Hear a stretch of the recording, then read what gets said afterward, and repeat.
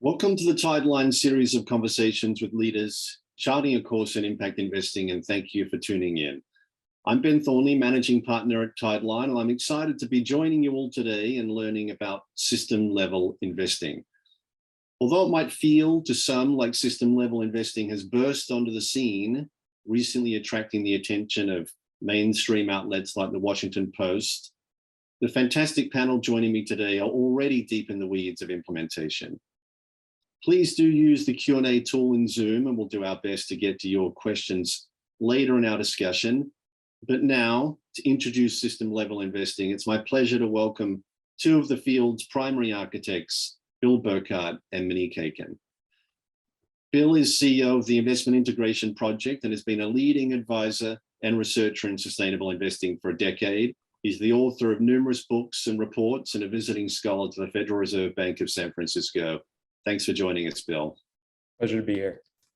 Monique is Managing Director at TIIP, the Investment Integration Project, and would be known to many of our viewers as host of the excellent Impact Alpha podcast series, The Reconstruction.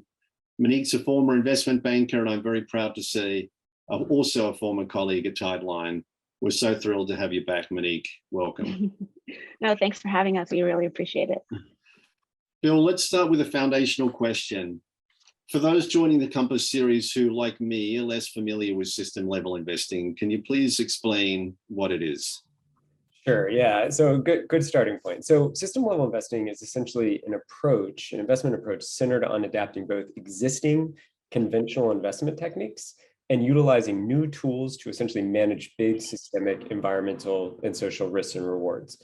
So these kinds of investors are integrating this focus into portfolio construction and security selection, much like most impact investors and ESG integrators.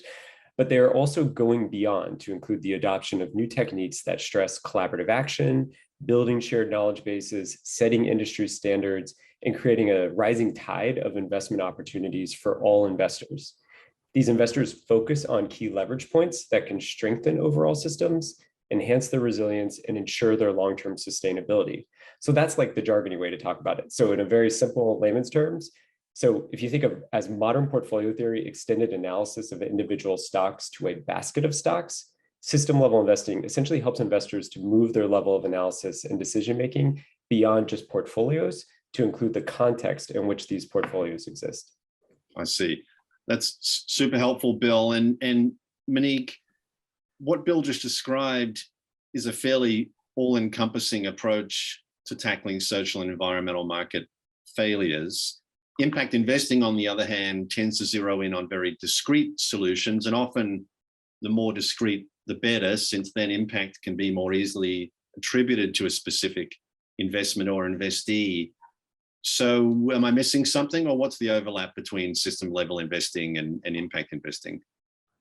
You're missing nothing. You're right. It's that and more. It's both and. And I've been trying to come up with a good metaphor for a while, because as Bill just described, it's a little jargony, maybe a little meta for some folks to get their brains around it.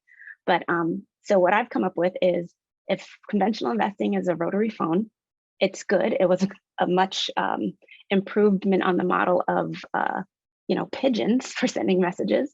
But then impact investing was the mobile phone, right? That's a vast improvement over the rotary phone. You're not tethered to the wall. You can be free. You can store numbers, all these other things. Star Trek, Motorola made its appearance in one of the hip hop songs. It was a big deal culturally.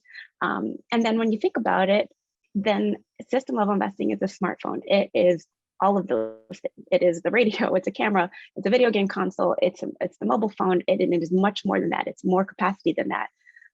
And so it's both and it's, embraces all these other positive change-oriented strategies and goes beyond them with those advanced techniques that Bill started to mention.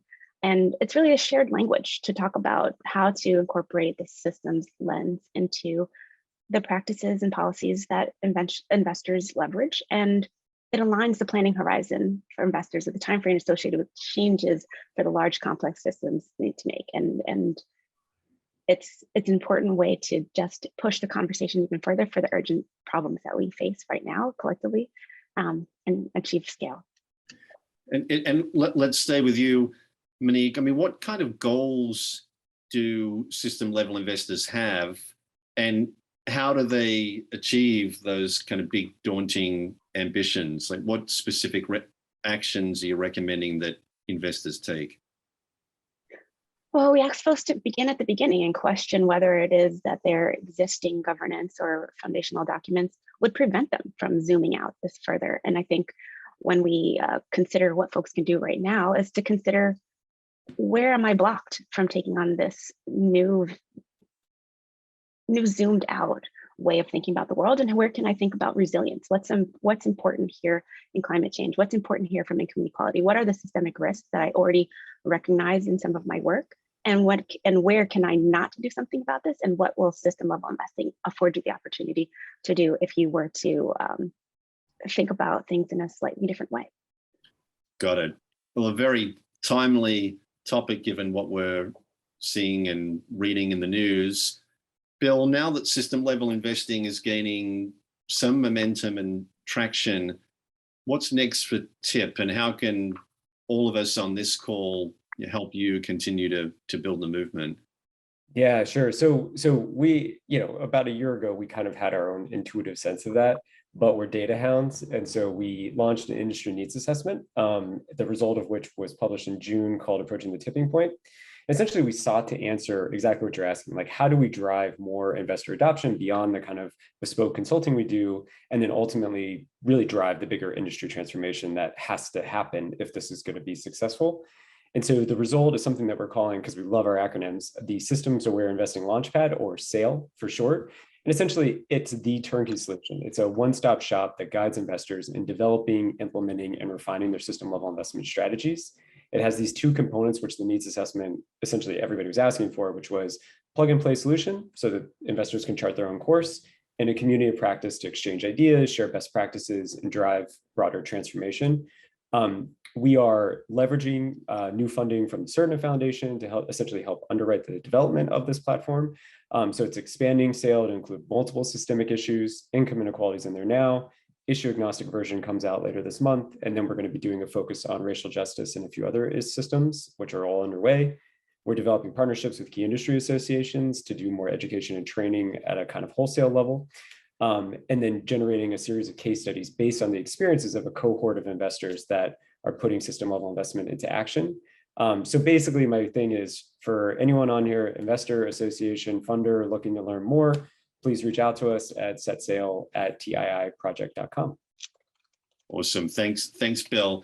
Well, why don't we hear a little bit more now about system level investing in action, and appreciate the background, Bill and Monique. We're fortunate to be joined by two more panelists for this Compass series, Carol Leibel and Brian Minns. Carol's the CEO of Domini Impact Investments, where she's been a senior executive for 25 years. Carol, thanks for joining us. Carol's responsible for overall research and mutual fund operations, and has spearheaded Domini's pioneering work on systems-related issues. So welcome, Carol. We're thrilled to have you with us. Brian's managing director, responsible investing at University Pension Plan in Toronto. Brian worked for a decade at Addenda Capital, including as its vice president for sustainable investing. Thanks for joining us as well, Brian. Thanks, Ben. Thanks Carol, for having us, Ben. Thank you. Well, Carol, let's start with you. Domini's been a bellwether in responsible investing for 30 years, a journey you yourself have been on with Domini for almost that entire time. With all of that experience and history, why are you so passionate now about system level investing? Yeah, well, I think the global financial crisis was a bit of a wake-up call for everyone. I think it became very apparent that something as simple as how housing was financed could create a failure that impacted all asset classes, really triggering a system-wide meltdown. So that was really the start of the thought behind, what are we missing? How can we protect our portfolio in a way, as Bill said, with modern portfolio theory, beyond diversification in a basket of stocks? And we began our journey on systems level investing in 2016. So as I will say ESG investors, we've touched on system level issues for decades. But now we were really eager to deliberately channel our efforts in a very targeted way. We wanted to dig deep into those systemic effects, use our leverage as investors, and intentionally influence in a positive way those systems. Got it. And can you give us a concrete example of how you've embarked on that journey and bringing system level investing to life? I will do my best to keep it to my allocated time because I probably need about an hour. So I'm going to try to compress a lot into a short period of time. Our work really paralleled with the work that TIIP was doing. And I'll pull out some of the 6-step processes that are outlined in their book, 21st Century Investing. The first concrete step was to set goals. So that commitment at a firm level, the highest level of the firm, to a system-wide approach. To do that, we created our investment beliefs, objectives, and strategies, and that specifically incorporated an investor's relationship to systemic risks and our ethical obligation to acknowledge the consequence of that. From there, we really pivoted on where to focus. So in 2017, I'll say somewhat naively, we started off with a multi-focus approach. We were very eager. We took on 9 topics, began our work, created working groups, leveraged all the resources of the firm. And I'll sort of cut to the chase on that. The summary there is that our efforts were commendable, but far too ambitious. So from there, we really pivoted to let's take a deep dive on a single issue.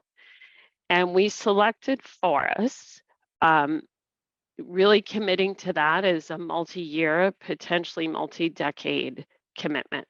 We're a great system to focus on because they were, a key but often underappreciated part of the global climate system. So really going just beyond digging further into climate change, into something that could be a leverage point there for change. So in 2019, then we began work on the justification for the selection of that focus. We conducted extensive background research, interviews, analysis, really working to develop that root cause on what was creating that unsustainable dynamic in forests. We know we had been working on deforestation for many years, but yet it continued. And then just working with key stakeholders that were ingrained in this area, really trying to gain their knowledge on what the perspective was on the current forest systems dynamic and their vision for a sustainable future. We continued to publish a lot of that information along the way. We put it on our financial professional site for the investment community to share. From there, we then pivoted to mapping the forest systems dynamics, identifying those key leverage points that Bill has spoken about, and choosing themes where we felt that we would have effective influence. So we have both the conventional tools, conventional investment tools and advanced techniques available for us to do that. The first is, again, we went back to that investment belief statement. We focused on forest-specific investment belief statements and principles. We published those. We went beyond our ongoing engagement on deforestation and went out and surveyed 143 financial and non-financial firms on what they considered their forest-related policies and practices to be. We updated our key performance indicators across several industries to reflect forests and biodiversity. We included details of our forest project in all of our due diligence meetings with our institutional clients. And then in terms of the advanced techniques, we worked to garner support for no deforestation preferential purchasing legislation in both California and New York. We surveyed some of our holdings, some of our companies, for their best practices related to forests. And we participated in forest-oriented collaborative engagement. So I can tell you I'm trying to compress 5 years into about 3 minutes, but that gives you a sense and a flavor of those. Yeah, that's amazing. I mean, I'd love to hear how it has influenced your investment portfolios as well, Carol. And then perhaps as you're sharing a little bit on that, to help those of us who are newer on this journey avoid any pitfalls or benefit from what you've already learned on the way. It sounds like one lesson was to focus in on a single issue, but are there any other tips and tricks you can share and a little bit more on how it's influenced your investment portfolio? That would be great. Yeah, so I can certainly say that we learn a lot every step we take. So the first thing, one of the things we realized, and that was really as recently as 2021, was that we needed to expand our definition of a forest rather than just intact forests, but to expand that to related green lands, so things like agricultural lands and green spaces. And that by doing that, that would help us with our next step of development and our actions. And then I think the second, and sometimes these things are hard to come by as you're reflecting on what was really hard work, was we realized that we were reporting on output, that but that we really needed to shift the focus to outcomes. You know, we could be doing a lot of work, but if there was an influence on the system, what good was all that? And when we reflected on that, we realized that was because through all of this work, we had failed to set goals and metrics at the start, right? So I somewhat envy all the investors that now have the book, which I'm sure I have handy, so I'll flash it, 21st Century Investing. It's a great roadmap on how to do that. And that's really what our work on forests was intended to do, create a roadmap. So having failed to set those goals and metrics, we paused, we stopped, and we're now working on finalizing those goals based on the 6 categories of forest with that expanded definition that we've created. And we will publish those results as we complete them. Got it. Got it. Thanks, Carol. And Monique, I'd love to ask you a question related to what Carol's just shared. I mean, Domini is unique and uniquely committed as an institution. What would you encourage newer entrants to system level investing to take away from the experience that Carol shared? What are the nuggets in there for perhaps all investors? Oh, so many great things that Carol just shared, but I'll just distill it into a couple. One is focus on one thing first, get one thing kind of going. I think that's important for clarity and being able to set some clear goals that the rest of the firm can get around to the degree that you'll be leveraging lots of parts of your organization. And really, I think one of the most beautiful parts of what she just shared is being willing to journey out loud. She mentioned publishing along the way, sharing learnings with the field in public ways. This is not going to be easy, simple. The faster we fail together is the faster we can get it right. So it's not going to be easy, simple, but it's worth it if we can get it right, and being in community can help. I think that's also an aspect of what I heard. And as my grandmother used to say, a burden shared is a burden halved. So to the degree that we're doing this alongside others, that will also potentially help, facilitate the speed of the learning journey, but also validate our being on this journey together, and complicated and complex as though it might be. I think the load will feel lighter when many are doing it at the same time. And we're creating some of the tools that we're building literally to be able to make folks go further and faster on those 6 steps that Carol started to outline. It's not going to be easy, even with the full allocation 6 steps that we have articulated. But with the full treatment, like income inequality that Bill was talking about, we have done some of these things of the justification. We've already set some of the baseline information that folks can then just more quickly build on a body of knowledge already built around some of these systemic risks that we'll do a full articulation of as we go forward. So hopefully that gets everyone at least at a place to go faster. not to say that's going to be necessarily easy, but at least it will be hopefully faster. Right. So I think those are some important takeaways. So even with limited resources, there are some first steps that can be taken.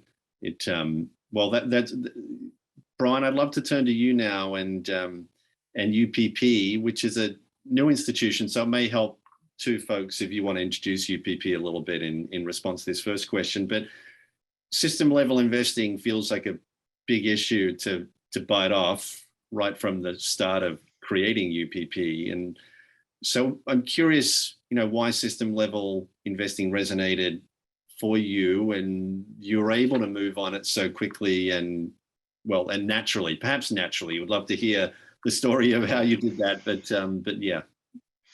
Yeah, so just briefly then the background. So University Pension Plan, we just celebrated our first anniversary on July 1st. So we've brought together a number of pension plans associated with universities here in Ontario.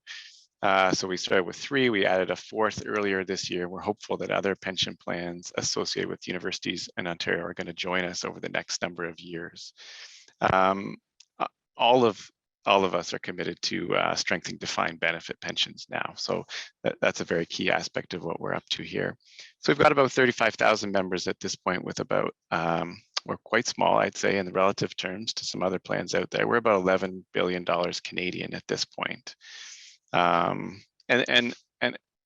this first year, we've spent a lot of time looking at policies and how we approach investing in general, but also in particular responsible investing. So we put together a responsible investing policy, proxy voting policy.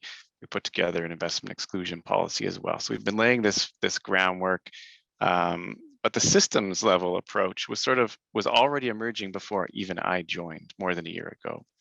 So fundamentally, our board of trustees and our management team is sort of, I don't know, it's part of it's their own predisposition, part of it's their experiences to date, but they're open to this concept of like, we're not just investing in financial markets in a vacuum, but the things we're investing in exist in this environmental and social world. So this is a subset of the world that we're investing in, and so that we need to pay attention to these systems that we rely on to generate our investment returns.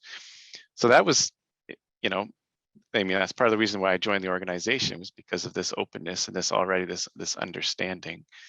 Part of this has to do, as I mentioned, with our management. So our CEO, she was one of the 4 members of Canada's expert panel on sustainable finance. So she spent more than a year kind of going across the country, talking about sustainable finance and looking internationally. Our board members have a lot of experience, whether it's with labor or sustainability as well.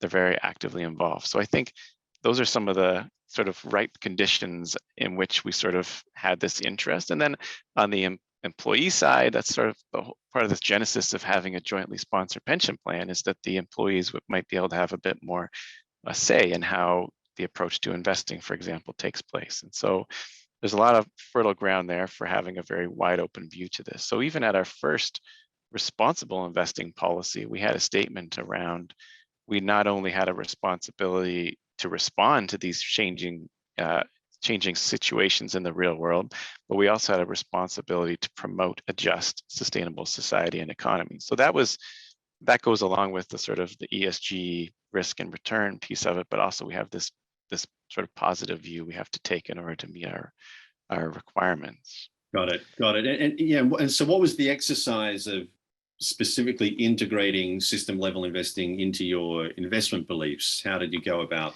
doing that? Well, at the risk of this sounding like an advertisement, I will say we recruited some experts in the field to help us with this. So Bill and Monique both assisted, along with John Lekomnik, and that's another book people should read, is Moving Beyond Modern Portfolio Theory, that's on my shelf. So that's sort of the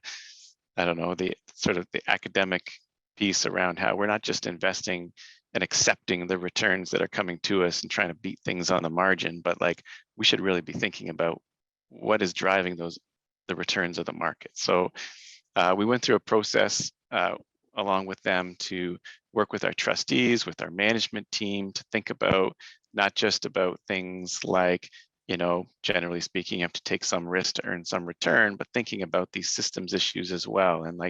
And how much time should we spend on these issues? Because if you step back and you think about, the sustainability of the economies we're investing in have a huge impact on our investment returns. Most of the research will suggest a much bigger impact in our ability to pick one manager over another in a certain asset class. So we sort of put all those beliefs together in an investment statement that can be found on our website at this point, which is really now the launching pad. So I think the idea that we would attack 9 issues at once definitely crossed our mind. So we definitely won't be doing that. So we appreciate the insight, Carol, you provided from your experience with that. But it's kind of, as you sit there and you think about these systems, you're kind of faced with that. And you're thinking, there are so many big challenges out there, and I can easily relate a lot of those challenges to challenges we'll face trying to generate investment returns.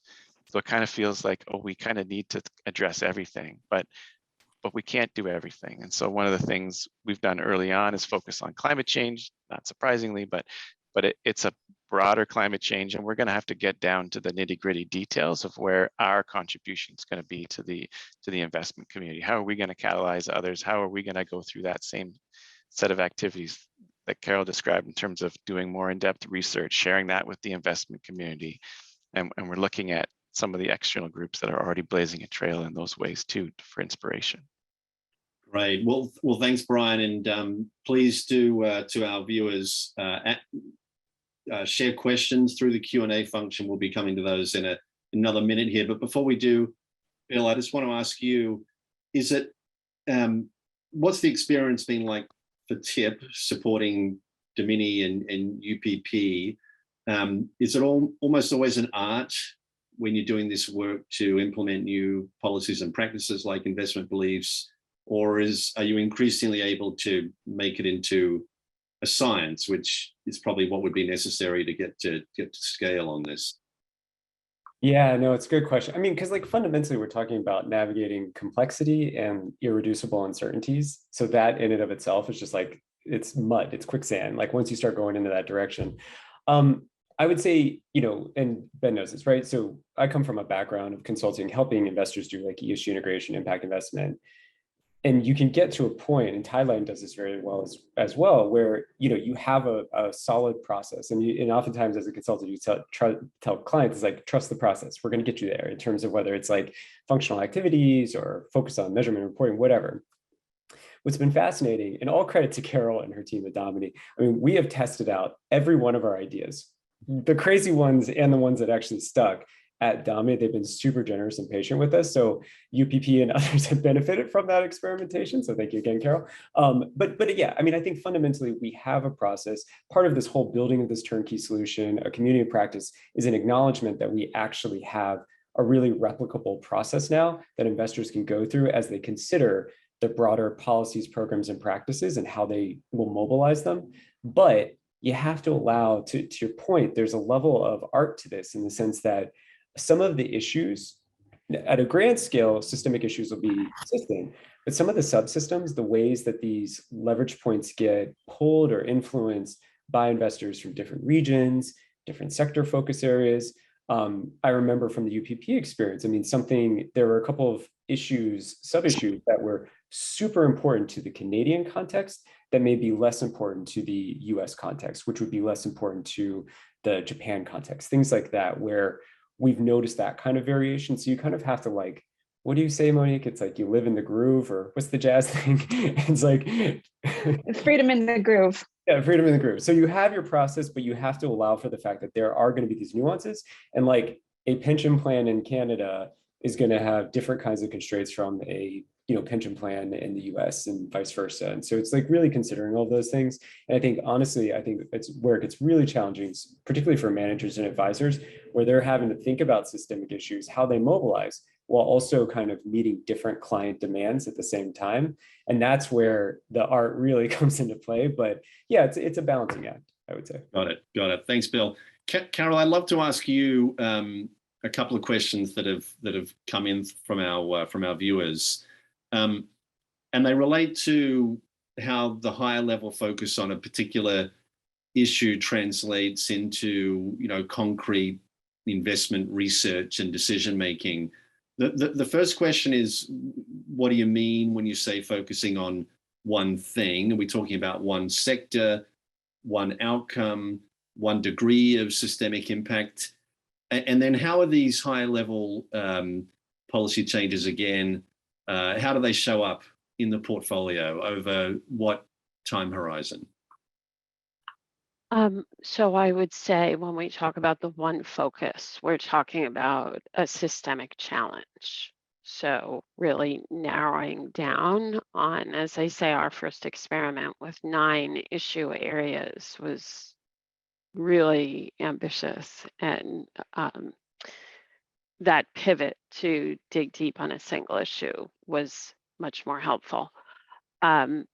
So how does that manifest itself? Well, first we had to map the system dynamics, and then we had to identify what were our key leverage points as investors, and then choose those themes.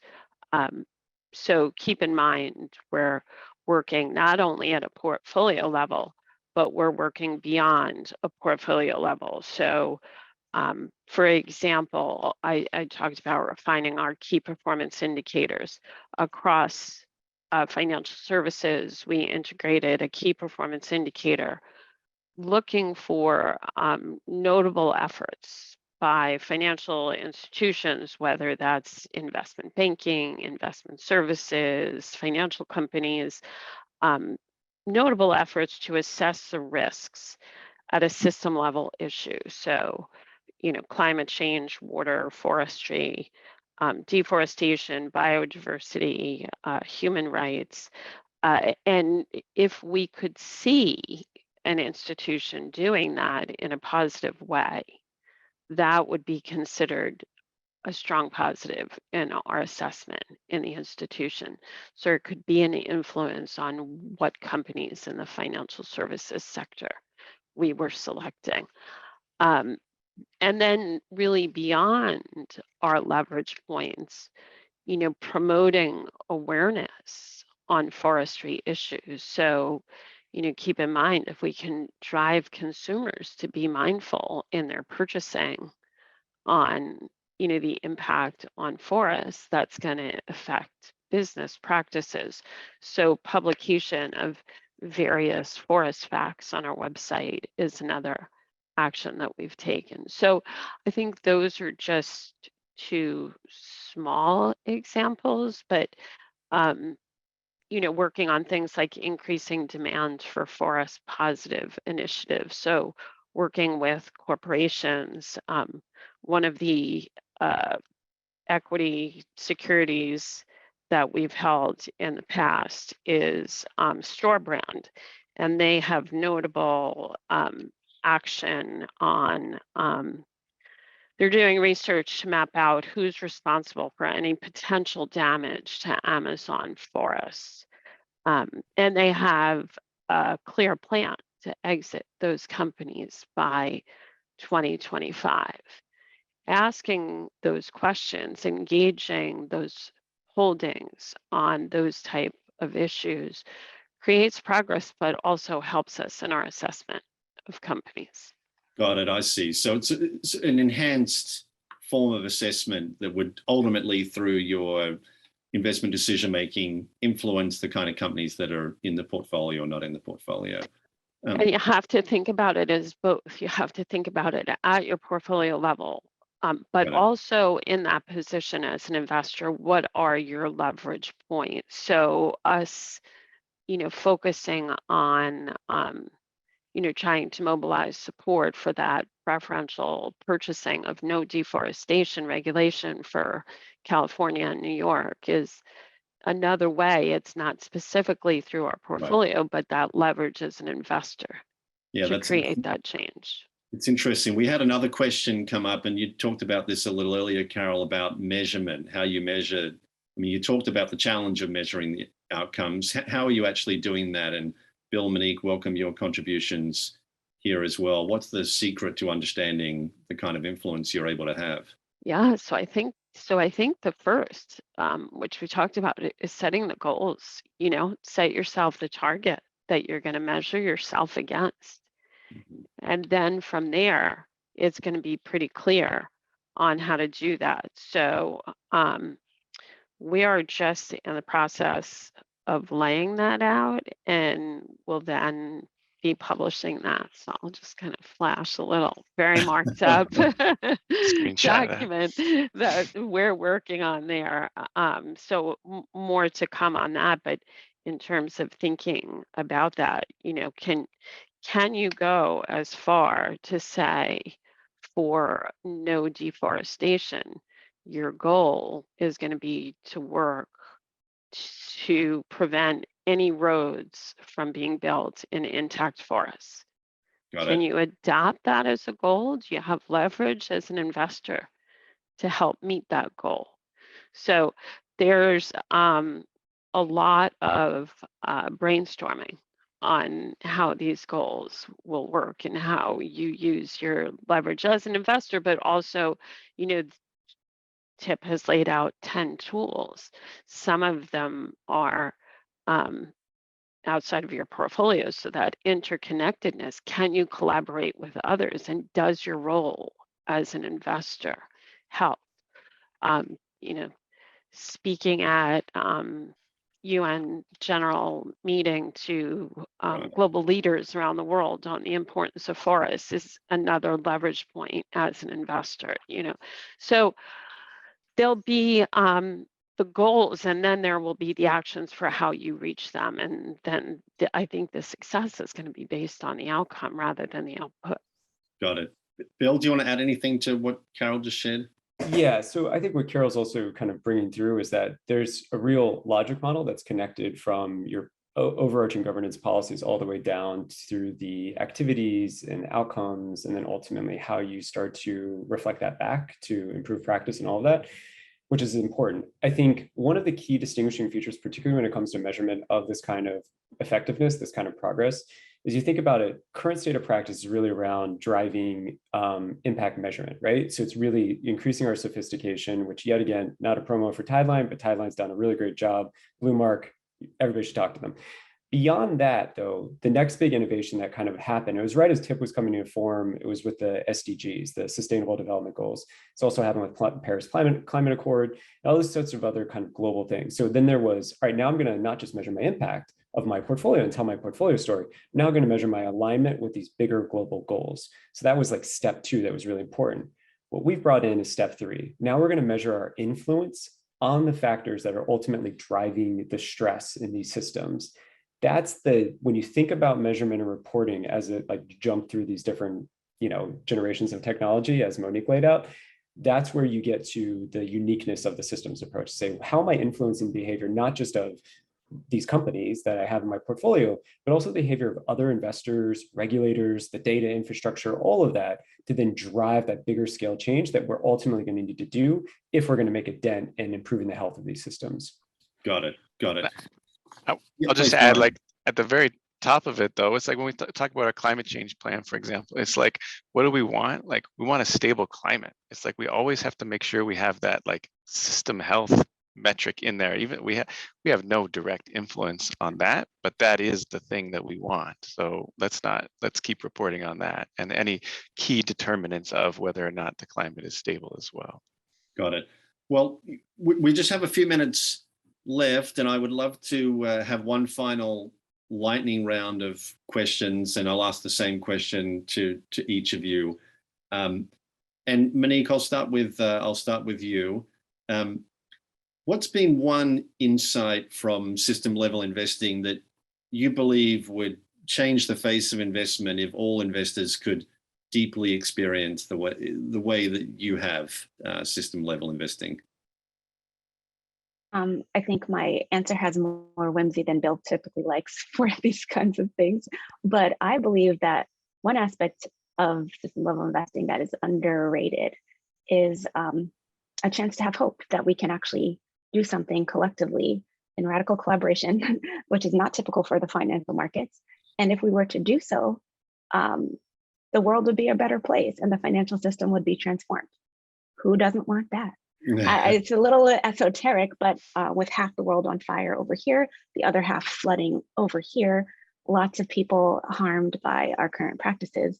Should we not take on something that is maybe a little bit emergent and not so with the track not fully laid to take what's behind door number 2, because we can have more of the same, or we can try to influence the system for the good of people and the planet. And if we just point our feet slightly in this other direction, in a mile we'll be in a different place. And I think the point is that system level investing for me is a path towards real hope, and not the other path, which have been, basically nihilism. Like, if we have more of the same, we're done. But if we have system level investing strategies pursued, I think we have a chance. Yeah, I love that thought, Monique, that the current system is inherently unsustainable. Bill, to you, one thought or experience that you could share with us. Yeah, so I think the basic thing is that acknowledgement that fortifying the health of systems that essentially underlie the market is the greatest source of overall absolute performance for investors. And we would point to, Brian already mentioned it, so John McCormick and James Hawley, they were the co-authors of Moving Beyond Modern Portfolio Theory. So if you want the fuller kind of digestion of this, but essentially they've pointed out that overperformance of the market, or alpha, misses the point. Investors on the whole benefit from the performance of the overall market, driven in large part by the performance of the economy, not by this or that stock selection. So that kind of greater focus on appreciating and seeking these beta returns would go a long way towards not only contributing to long-term performance, but, to borrow from Monique, that kind of greater, more stable shared prosperity. Got it. And I imagine that system level investing has benefited a lot from universal owner related literature. Yeah. Universal owners, impact investors, stewardship folks. I mean, there's a lot of these on-ramps to the system level investment highway. So yes, we stand on the shoulders of a lot of really talented folks. Brian, to you. It's for anyone who's like grappling. It seems like such a big daunting thing. I think the thing is, like, if you're on this call, you're probably already doing some piece of it. You've identified challenges. You think there are problems. You want to see change. And it's just like the systems way is kind of taking it up a level and sort of trying to bring together a number of different approaches for the same outcome. So it's not just about one single, like Bill just said, it's not just about impact or stewardship, or it's about bringing all these tools to the table to try to address the big picture issue. Yeah. I love that, recognizing the totality of your role. And Carol, we'll give you the final word here. Anything you can share with us? Yeah, I think maybe I'll just go with the pragmatic and piggyback on something that Bill was saying earlier when he mentioned uncertainty, feeling like quicksand. And investors need to learn how to be comfortable with uncertainty, right? Uncertainty is very complex, and implementing system change just by its design takes you into unknown territories. Now, some could argue, well, investors already know they can't predict the future, but I would argue that there they rely on probability. There is, in this type of uncertainty, you can't model out probabilities. So you have to just get yourself comfortable with that uncertainty. And as Monique says, just shift your path and start moving, because otherwise we're going to keep going in the same place. So I was reflecting last night thinking, I don't know, what is it going to take for people to embrace system level investing? Look at some of the system meltdowns we've been facing just so recently. But that's it. It's the comfort with that uncertainty and, moving forward, recognizing that, it must be done and there's a roadmap to do it. Well, thank you, Carol. Thanks, Brian. Thanks so much, Monique, Bill. It's been wonderful having you with us. And thank you to all the viewers who've joined us today. We look forward to seeing you at our next Compass series. Look out for the recording of this session, and please visit us online at tideline.com. And thanks again to our panelists.